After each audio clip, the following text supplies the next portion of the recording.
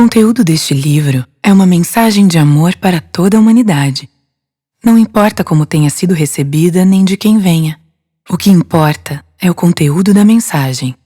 És livre para fazer o que quiseres com ela, desde ignorá-la, criticá-la, censurá-la ou até aplicá-la à tua própria vida. O enumerado em último lugar foi o que eu fiz, ainda que antes disso tenha passado por algumas das fases anteriores. Portanto, deixo a tua escolha decidir se o personagem de Isaías, o meu interlocutor e protagonista deste livro, é um recurso literário ou existe verdadeiramente. Se o diálogo entre ele e mim, que encontrarás exposto nas páginas seguintes, existiu ou não na realidade, e em que condições se possa ter verificado. Em qualquer caso, o que sim é certo é que é uma mensagem escrita do coração para o coração, o teu coração. A minha esperança é que seja tão útil a ti como foi a mim. Te sirva para conheceres a ti mesmo, para despertar os teus sentimentos, para te libertares da tua parte egoísta, para compreenderes o motivo da tua vida, das coisas que te aconteceram e das que vão te acontecer, para que tenhas esperança, para que compreendas melhor os outros e um dia chegues a gostar deles, para que compreendas o mundo no qual vives, para que possas tirar, até da maior desgraça, o melhor proveito para a tua evolução no amor. Definitivamente para que sejas tu mesmo, livre, consciente para experimentares o amor autêntico, o amor incondicional e que sejas, portanto, mais feliz. Com todo o meu amor para ti. Introdução. Sempre me coloquei muitas interrogações, questões muito profundas. São questões dessas que se chamam existenciais. Sempre quis saber a razão da minha vida e da vida de todos. Quem sou eu? Por que existo? Por que existem os outros? O que fazemos aqui? Viemos para fazer alguma coisa em especial? Por que nascemos? Por que morremos? De onde viemos? Para onde vamos? Existe alguma coisa depois da morte? E ainda não é tudo. Outras vezes ainda, procurei encontrar explicação para o grande número de injustiças que vejo no mundo. Por que a vida é tão injusta? Por que há crianças que desde o seu nascimento, não tendo na sua vida feito mal a ninguém, sofrem tanto com fome, guerra, miséria, doenças, abusos, maus tratos? Por que não são amadas, enquanto outras nascem sadias, num ambiente feliz e são amadas? E por que motivo umas pessoas adoecem e outras não? Por que razão umas pessoas vivem muito tempo e outras morrem quase ao nascer? Por que existe o sofrimento, a maldade? Por que há gente boa e gente má, gente feliz e gente triste? Por que nasci nesta família e não em outra? Por que acontecem adversidades a mim e não a outra pessoa? Por que acontecem certos infortúnios a outros e não a mim? O que define tudo isso? Outras vezes questionei a respeito dos sentimentos. Por que não sou feliz? Por que quero ser feliz? Como posso ser feliz? Encontrei um amor que me faça feliz? O que é o amor? O que são os sentimentos? O que eu sinto? Vale a pena amar? Sofremos mais quando amamos ou quando não amamos? Suponho que você em algum momento da sua vida também se perguntará o mesmo que eu.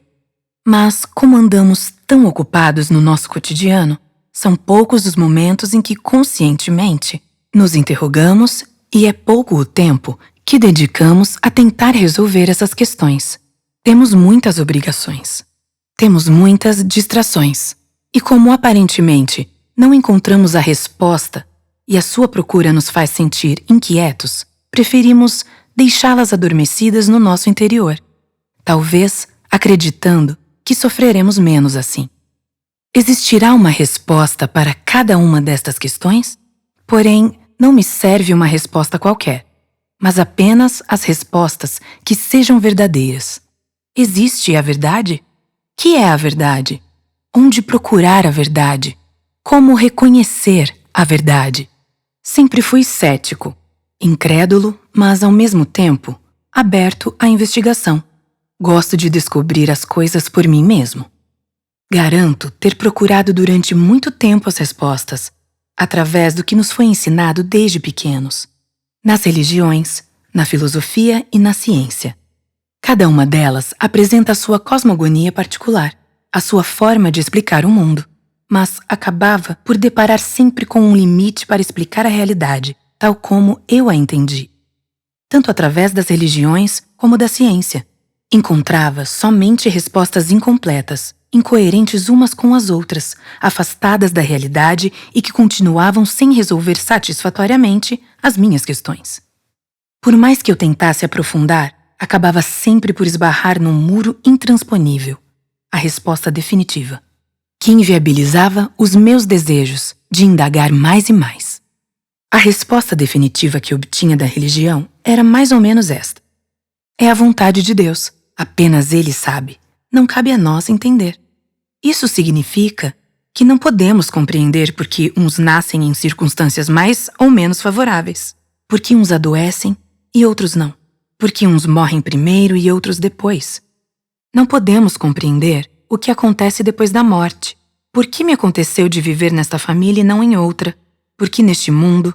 Por que Deus permite que haja injustiças no mundo? Etc.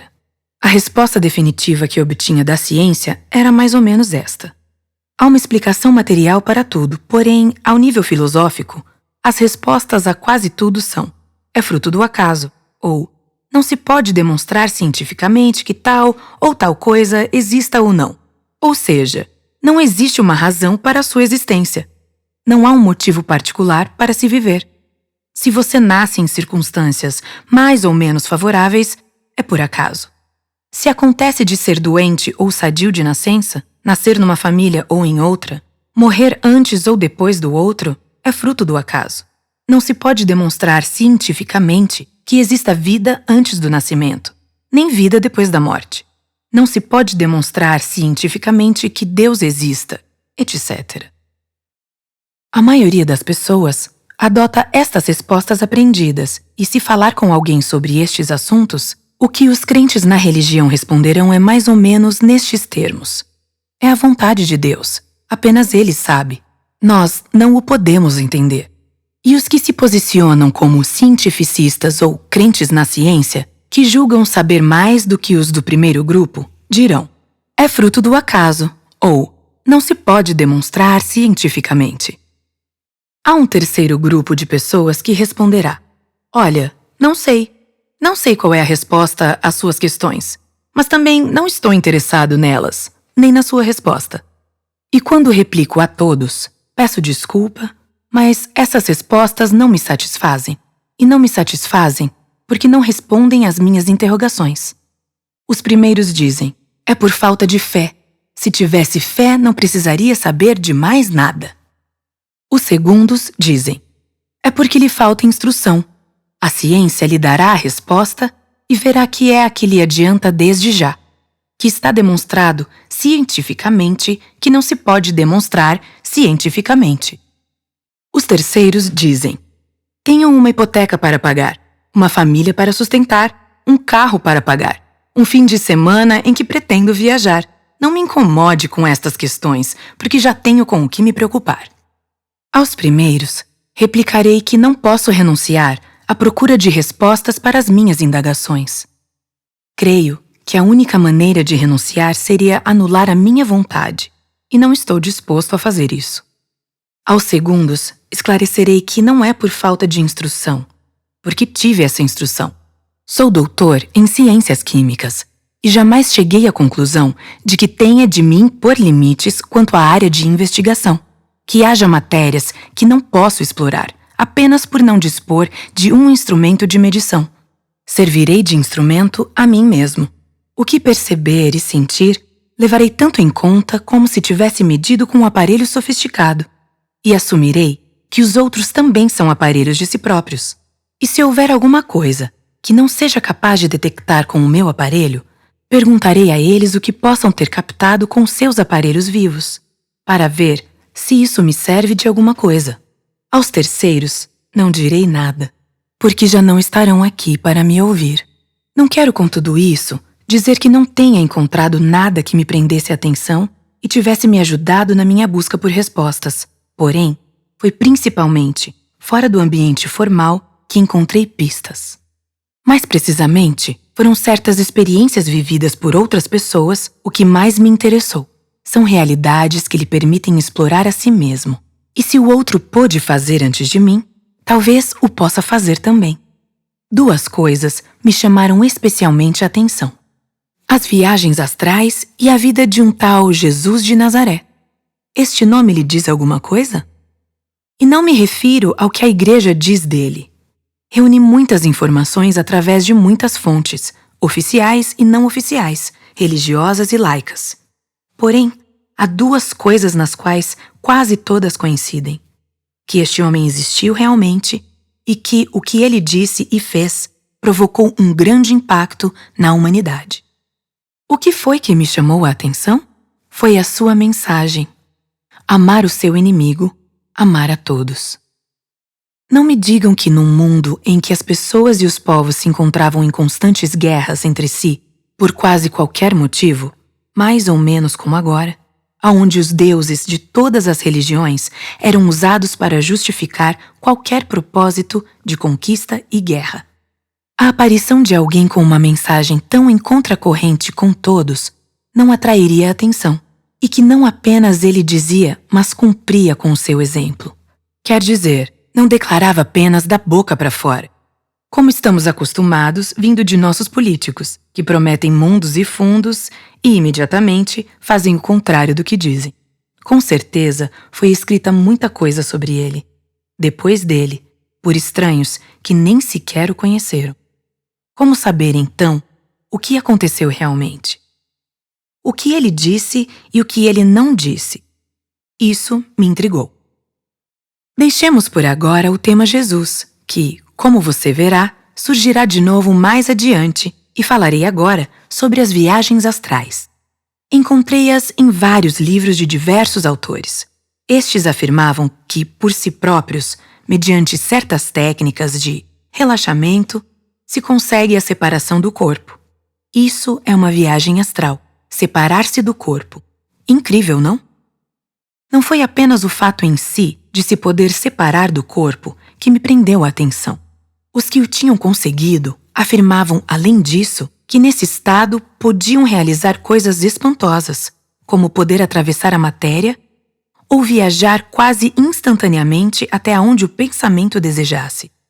E não apenas isso, que se encontravam como que num estado expandido de consciência no qual compreendiam claramente o propósito da vida e o que fazemos neste mundo.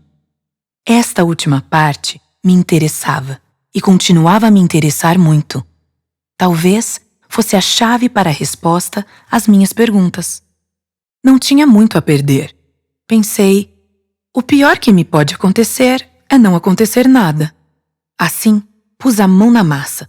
Todas as noites antes de ir deitar, praticava exercícios de relaxamento. Fiz isso durante 1 mês sem que acontecesse nada. Quero dizer, sem que conseguisse separar-me do corpo. Não é que não senti nada através do relaxamento. Era agradável. O que habitualmente sentia era uma vibração na sola dos pés e que subia depois pelas pernas até o momento em que deixava de notar. Um dia, essa vibração foi subindo mais. Ultrapassou as pernas, o tronco, o pescoço e a cabeça. Passado um instante, já não sentia o meu corpo. Apenas uma vibração muito intensa e agradável. E então aconteceu. Puf! De repente, me senti projetado rapidamente por um túnel a uma grande velocidade. Foi uma sensação incrível. Não tenho palavras para descrever. Numa questão de segundos, senti como se tivesse viajado bilhões de quilômetros a uma velocidade vertiginosa. Porém, sem sentir nenhum tipo de enjoo ou mal-estar. Pouco a pouco, a minha velocidade foi diminuindo e pude ver aonde me encontrava. Era um lugar incrível, que parecia retirado de um conto de fadas. Havia um lago rodeado por uma natureza belíssima, a qual não tenho palavras para descrever. Tudo, a luz, as cores, o aroma, os sons, tudo, Absolutamente tudo era embriagante. E eu o sentia tão intensamente como se fizesse parte daquilo. Havia no ar uma paz indescritível. Sentia-me completamente deslumbrado com tudo o que estava vivendo, percebendo que não podia parar de pensar. Foi então que pressenti que não estava só. Havia alguém sentado numa pedra junto da água. Quis me aproximar dele e não sei como, cheguei imediatamente ao lugar onde se encontrava. Parecia que naquele estado, apenas com o desejar, o pensar nas coisas, elas aconteciam. Senti que ele estava à minha espera, não se surpreendendo nada ao me ver. Era um homem de idade, com cabelos e barba compridos e totalmente brancos. Porém, não parecia apresentar nenhum dos sintomas típicos da idade que estamos acostumados a observar nos idosos. Vestia uma espécie de túnica branca ajustada na cintura. Mas não era isso o que mais me chamava atenção nele. O que prendia mesmo a atenção era o seu olhar. Um olhar tão maravilhoso que creio que jamais verei neste mundo. Tão doce, tão penetrante, tão límpido, que me transmitia uma sensação de tranquilidade e paz indescritíveis. Pode parecer esquisito, mas sentia como se aquele ancião desconhecido me atravessasse com amor, apenas com o seu olhar. Até o ponto de nem sequer pensar na estranheza daquela situação que tão gostosamente me encontrava. A partir de agora, tentarei reproduzir os diálogos que tivemos, tanto daquela primeira vez, como dos sucessivos encontros que tive com aquele maravilhoso ancião, que respondia pelo nome de Isaías. Esses diálogos que tanto me proporcionaram, que me alteraram a vida tão profundamente para melhor, muito melhor, e que quero compartilhar com vocês com o mínimo de interrupções possíveis, porque prefiro que seja através das suas próprias palavras, não das minhas interpretações e impressões, que tirem suas conclusões. Relaxem, pois já vai começar. Primeiro contato. Foi ele quem primeiro se dirigiu a mim, segurou minhas mãos e me convidou a sentar junto dele, frente a frente. Bem-vindo. Estava à sua espera. A mim?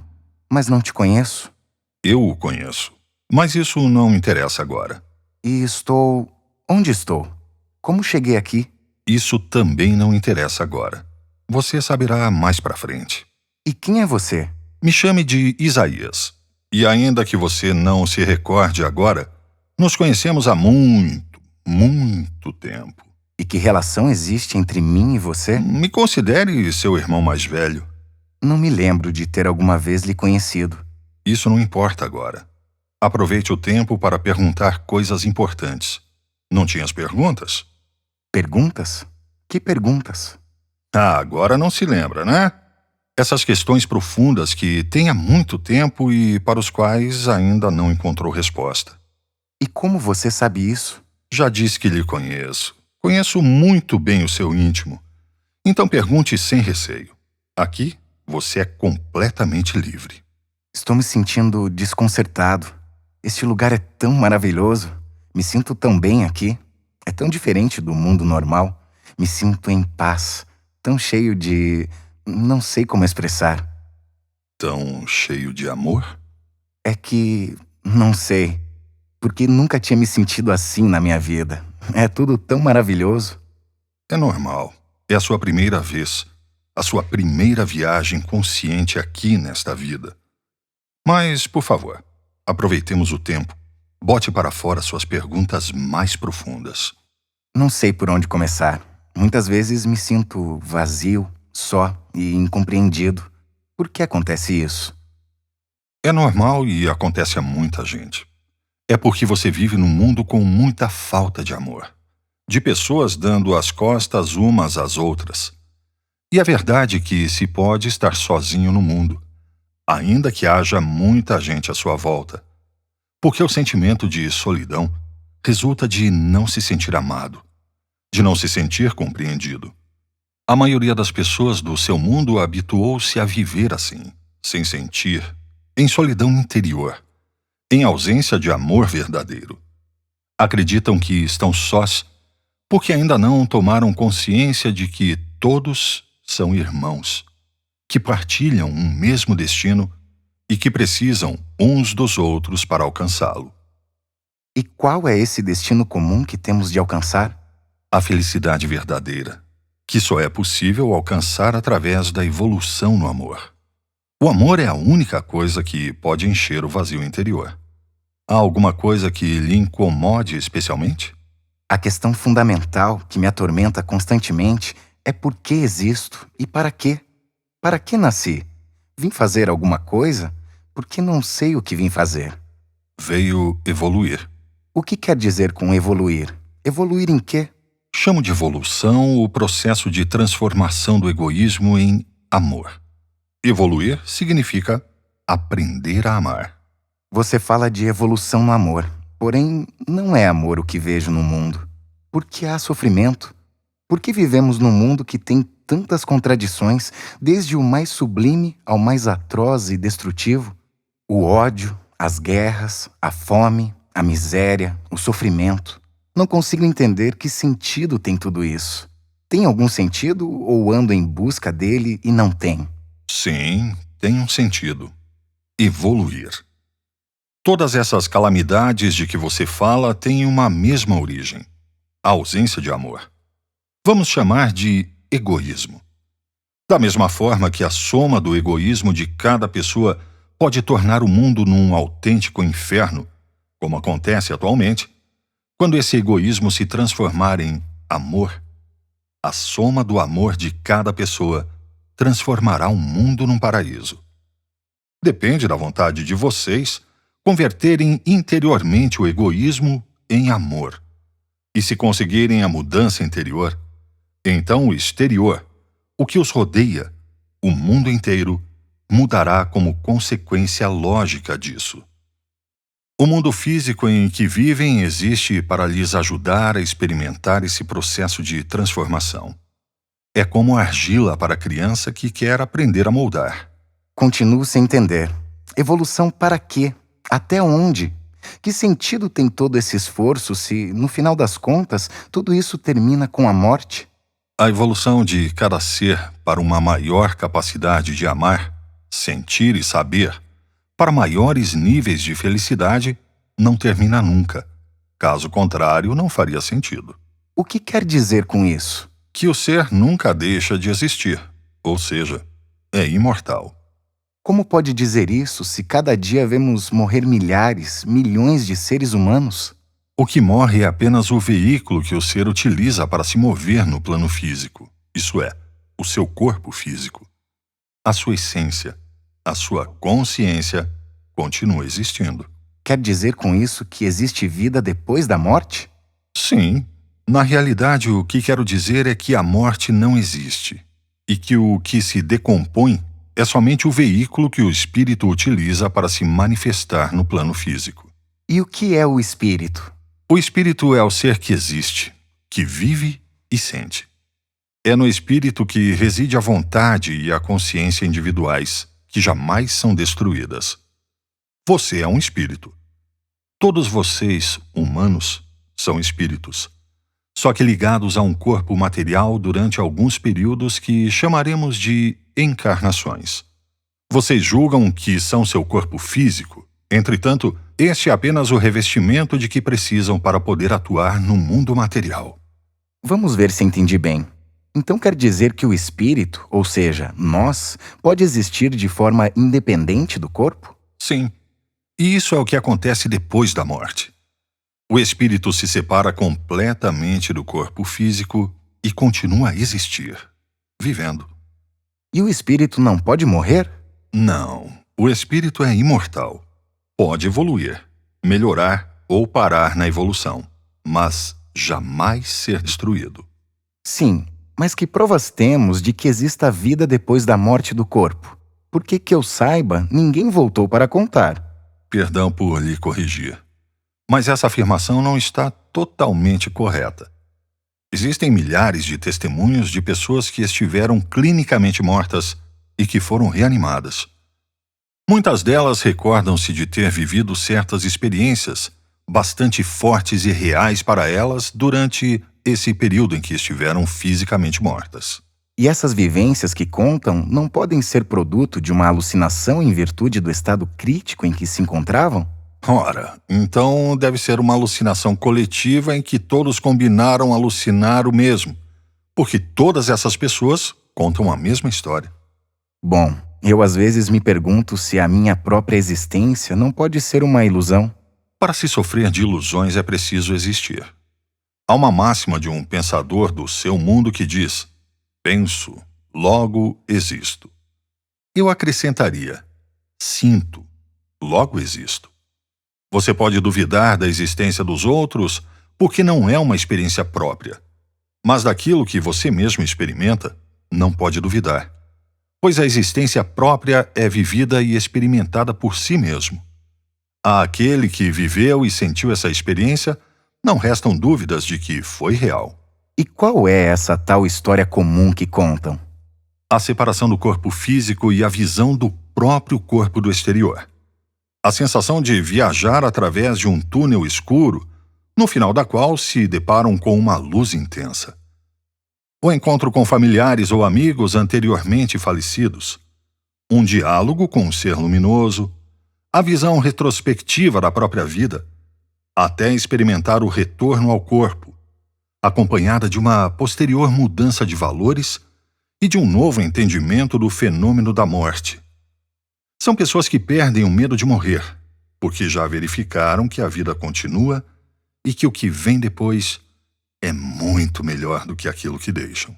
Bom, creio que são impressões que não deixam de ser subjetivas. Analisados isoladamente e de forma superficial, é muito fácil desacreditar esses testemunhos. Porém, quando um fenômeno se repete, com características tão notavelmente parecidas, independentemente do país, da cultura e das crenças prévias, tanto em adultos como em crianças, creio que, pelo menos, convém fazer um estudo sério sobre isso. Existem investigadores muito sérios e reconhecidos em seu mundo que se dedicaram a estudar criteriosamente as experiências de quase-morte e a recolher os testemunhos dessas pessoas. Foi como o psiquiatra e filósofo norte-americano Raymond Moody, ou o médico pediatra e investigador em neurologia Melvin Morse, que trabalhou com crianças que tiveram esse tipo de experiência, entre muitos outros. Aconselho que leia seus livros Vida Depois da Vida e Mais Perto da Luz. Ainda assim, parece algo pouco consistente, quase acidental, para utilizar como prova da existência de vida depois da morte. Proporcionalmente, existem poucos casos de morte clínica e reanimação em relação aos que morrem e não retornam. Existem muito mais testemunhos, precisamente de pessoas moribundas que estão em processo de separação definitiva do corpo, o que você chama de morte, e que durante esse processo, muitas delas afirmam ver e conversar com seus entes queridos já falecidos ou com outros seres luminosos que as preparam para a transição para o outro lado. Em quase todas as famílias, alguém recorda um testemunho com estas características ocorrido com algum familiar já falecido. Porém, normalmente, julga-se que esteja tendo alucinações. Novamente, parece acontecer que, quando se aproxima a morte, todo mundo concorda em alucinar a mesma coisa em todas as partes do mundo. Também tem havido muitos estudiosos, como a prestigiada psiquiatra Elizabeth Kubler-Ross, que se dedicaram a estudar a sério esse tema. Aconselho que leia o seu livro, A Morte, um Amanhecer. Contudo, todos estes são casos de pessoas que, ainda que tenham estado próximas da morte, estão fisicamente vivas.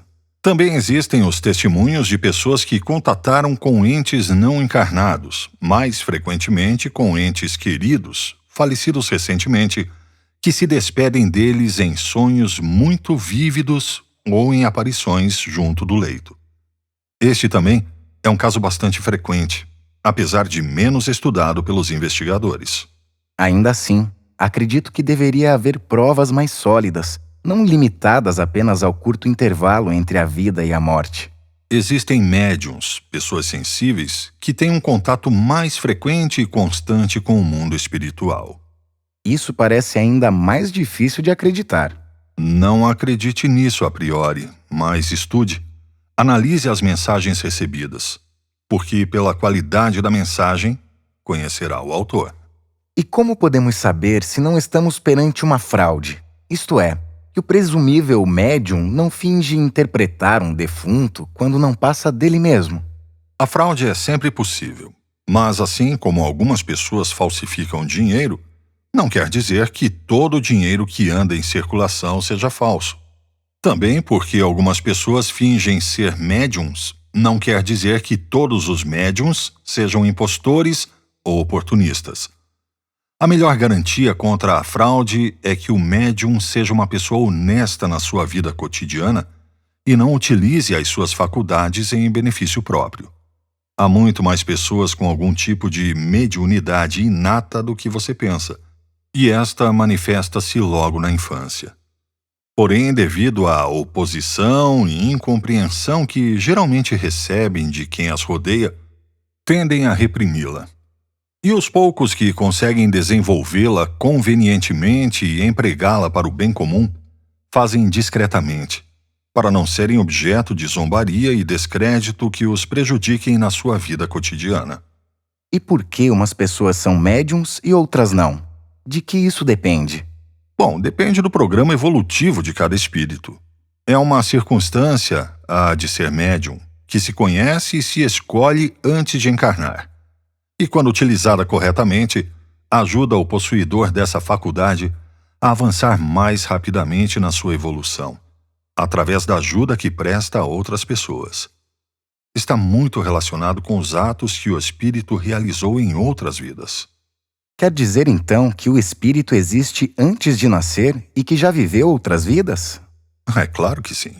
E na atual vida física, as circunstâncias e provas que o espírito encontra estão diretamente relacionadas com as decisões que tomou em outras vidas físicas passadas e no período de vida entre encarnações não ligado a um corpo físico.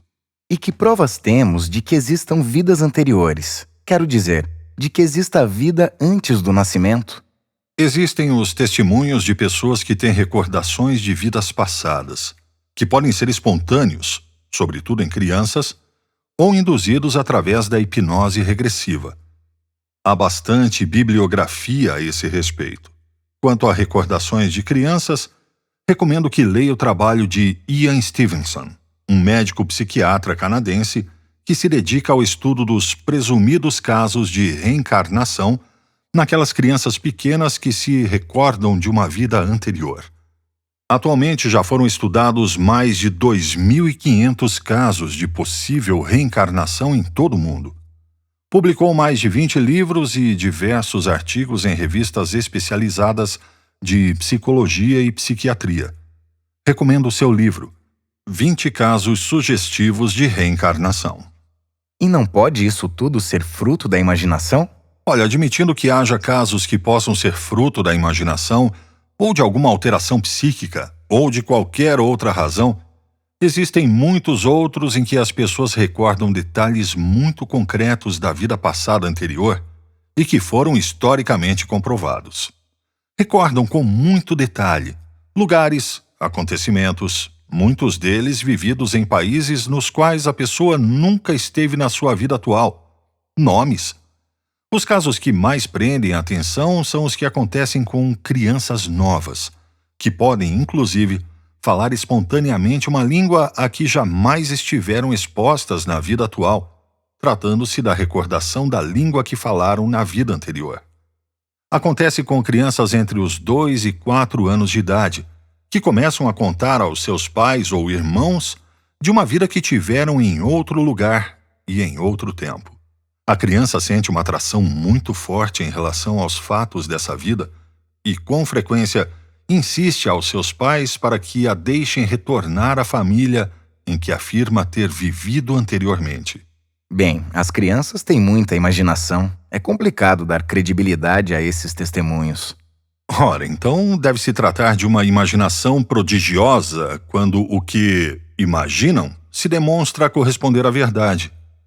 Por outro lado, há muitos casos de pessoas adultas que se recordam de vidas anteriores, quando se submetem a regressões sob hipnose. E não pode acontecer que essa vida supostamente recordada seja fruto da imaginação, sugerida pela própria hipnose? Repito o que já disse. Admitindo que haja casos que possam ser fruto da imaginação ou provocados por qualquer outra razão, existem muitos outros em que as pessoas recordam detalhes muito concretos da vida passada anterior e que foram devidamente comprovados. Também merece atenção o fato de muitas pessoas, contrariando as suas crenças religiosas, que não admitem a existência da reencarnação, quando se submetem à hipnose regressiva, recordem acontecimentos de vidas anteriores. Mas tudo isso requer um estudo sério e exaustivo para que se possa separar o que pode não passar de sugestão do que é uma possível recordação de outra vida. Existem muitos estudiosos sérios que se dedicaram a explorar a possibilidade da existência de vidas anteriores através das respostas obtidas de pessoas submetidas à hipnose regressiva, como a psicóloga Ellen Van Bach, autora do livro Vida Antes da Vida, o psiquiatra Brian Weiss, no seu livro Muitos Corpos, Uma Só Alma, ou o anteriormente citado Raymond Moody, no seu livro Regressões. Todos eles exploraram as respostas às perguntas acerca das suas possíveis vidas antes do nascimento, realizadas sob hipnose a milhares de pessoas. Reconheceram uma série de elementos comuns nessa experiência e chegaram a conclusões semelhantes. E quais são essas conclusões? Que a vida física nada mais é que um instante da vida real, que nunca acaba. Que a morte do corpo não é o fim, mas uma etapa de transição para outra existência menos limitada. Que todos reencontraremos os entes queridos que passaram para o outro lado antes de nós e que também voltaremos a encontrar em encarnações futuras. Dizem que realmente existe um plano para cada um de nós, que pressupõe crescimento, tanto em sabedoria como em amor, e que tem de ser alcançado por nosso próprio mérito, com base em experiências, em liberdade, no plano físico. Que as circunstâncias com que nos confrontamos na vida não são fruto do acaso, mas consequência dos atos realizados em vidas anteriores. Que antes de nascer, já conhecemos as provas a que vamos nos sujeitar na vida e que nos preparamos de forma consciente para tentar superá-las com êxito. Não entendo como podemos tirar essas conclusões do que se viveu em outras vidas físicas, se nessas vidas temos a mesma consciência que temos nesta. Ou seja, estamos tão inconscientes da existência de vidas passadas como estamos nesta. Porque muitos deles não só recordam detalhes de vidas passadas, como ao mesmo tempo recordam o motivo pelo qual tiveram de passar por certas vidas e provas. Isto é, também se recordam do que lhes aconteceu nos períodos entre vidas físicas, nos quais não estavam encarnados. Há investigadores que se dedicaram a investigar especialmente essas recordações dos períodos entre encarnações, como o psicólogo Michel Newton. O Dr. Newton especializou-se em induzir estados hipnóticos mais profundos, nos quais as pessoas recordam o espaço entre uma vida e outra e as decisões que as conduziram a encarnar precisamente em determinado tempo, em determinada família e sob determinadas circunstâncias. Recomendo os seus livros Viagem das Almas e Destino das Almas. E que tipo de provas ou circunstâncias são essas que teremos de nos sujeitar em cada vida e por quê? Muitas dessas provas consistem em sentirmos em nós mesmos aquilo que fizemos aos outros, em nos confrontarmos com as consequências das situações que nós próprios provocamos, para que tomemos consciência do sofrimento ou da felicidade que estas ações tiveram sobre os outros. As provas são as mais variadas, mas, em geral, são provas que têm como intenção o despreendimento do egoísmo e crescimento no amor.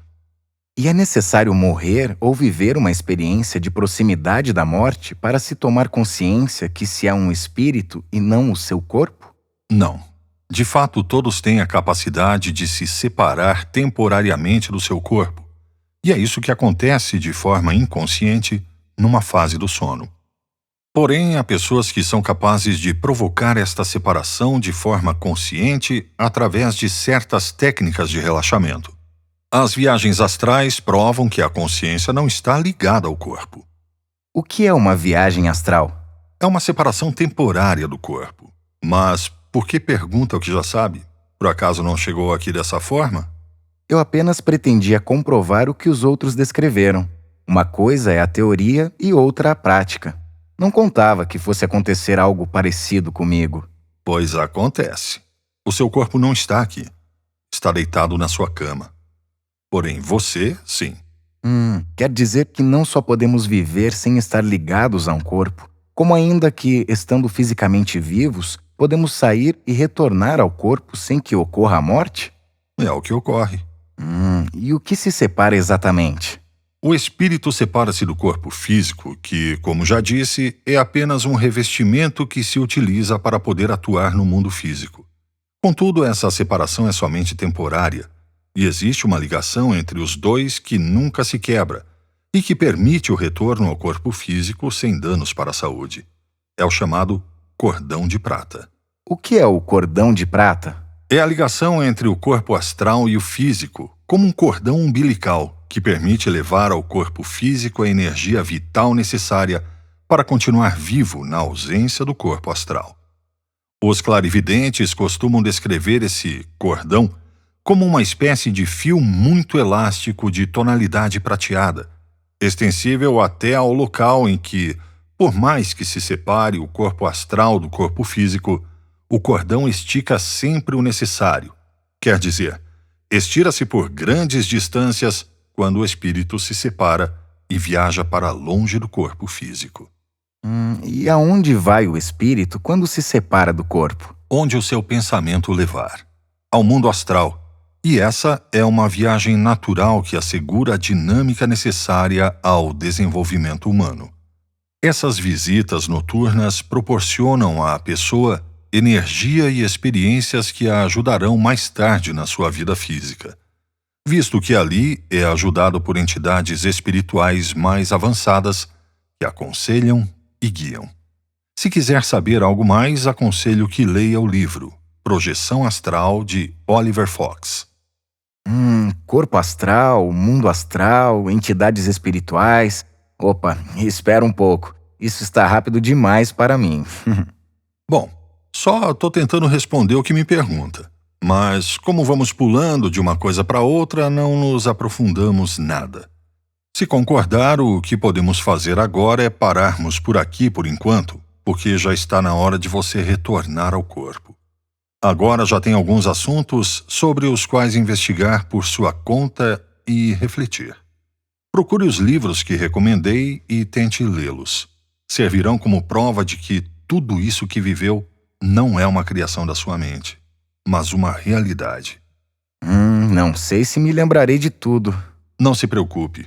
Se você se esforçar, lembrará do que precisa para os encontrar. Anote as novas perguntas que forem surgindo para as perguntar nas próximas ocasiões em que nos virmos, se é que deseja que continuemos a nos ver.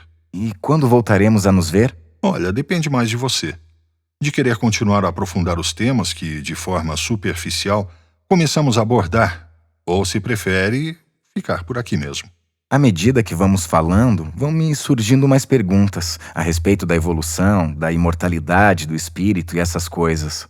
Guarde-as para a próxima ocasião. O que podemos fazer é ir abordando as perguntas por temas, por mais que, como verá, é quase impossível aprofundar um aspecto sem necessariamente entrar em outro tema. As respostas também sugerem outras questões que requerem mais explicações.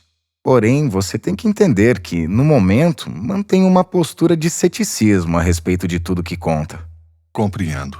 Sei que a sua procura por respostas é sincera e que está receptivo para ouvir. Caso contrário, eu não estaria aqui. Posso ver que escutou com atenção e que precisa de tempo para meditar sobre o que falamos. Isso é o suficiente. Até a próxima, irmão. Adeus, Isaías. Quase sem me dar tempo para me despedir, senti um puxão forte. E com a mesma velocidade com que tinha saído, arremessado para fora, Senti como que atirado em queda livre, à velocidade de um raio, até cair sobre o meu corpo. O retorno ao corpo foi difícil. Que contraste com a leveza de estar fora do corpo, com a minha doce e calma vibração que senti naquele lugar incrível. Senti frio, me senti enjoado, com vontade de vomitar e pesado, como se vestisse uma roupa de chumbo que pesasse 100 quilos. No início, não podia me mexer, nem podia falar. Foi então quando comecei a tomar consciência do que havia acontecido. Estava em choque. Chorei de emoção. Aquela tinha sido a experiência mais extraordinária da minha vida. Durante os meses seguintes, tentei voltar à normalidade.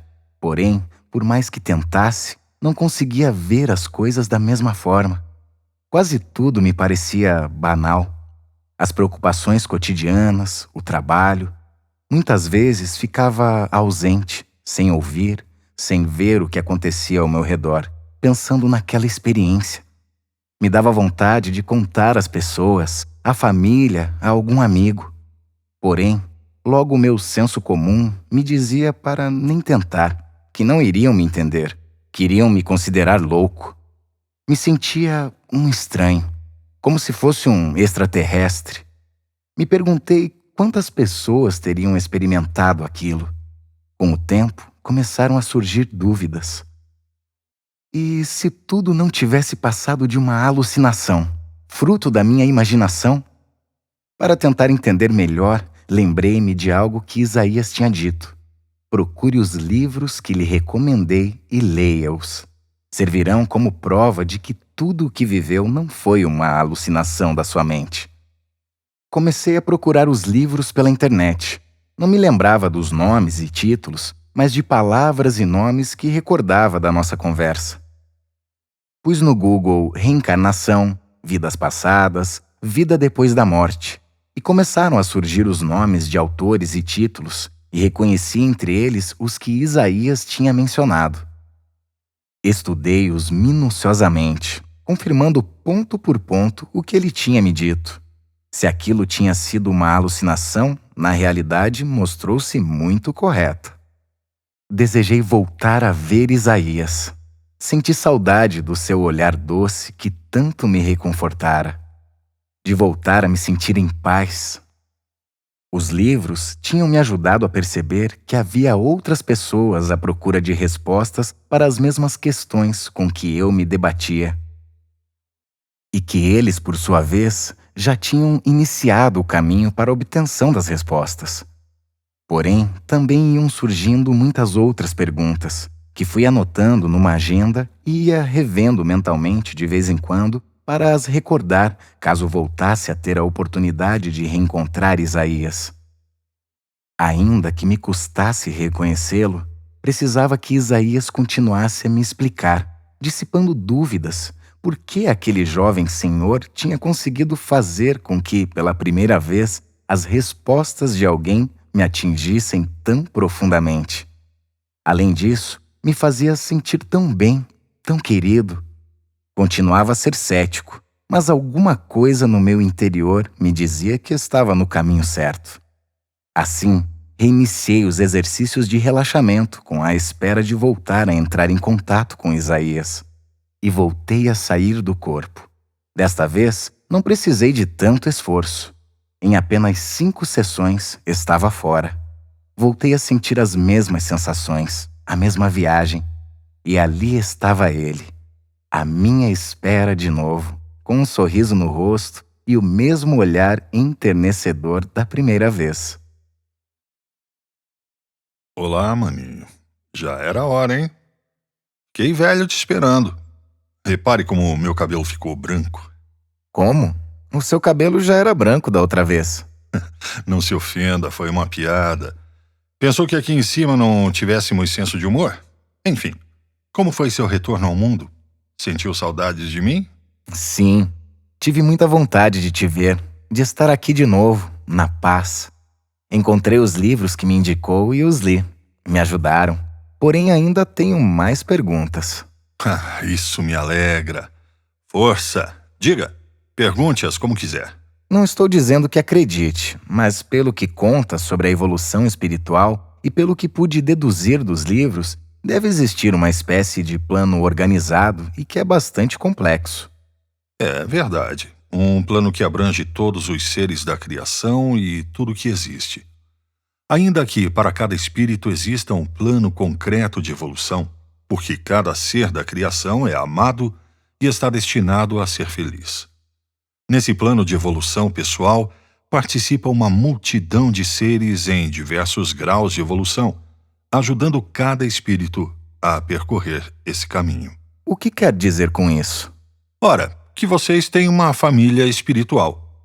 Todos e cada um de vocês são queridos por uma multidão de seres espirituais, começando por Deus, continuando com o seu guia espiritual, que jamais os abandona, e outros muitos espíritos. Muitos são amigos, familiares já falecidos, desta e de outras vidas. Além disso, e como se isso ainda não bastasse, todos e cada um de vocês tem uma alma gêmea, a metade da sua laranja, um espírito perfeitamente semelhante a vocês mesmos, o companheiro perfeito para começar a sentir o que é o amor verdadeiro. Alguns deles podem estar encarnados ao mesmo tempo que vocês e podem fazer parte, ou não,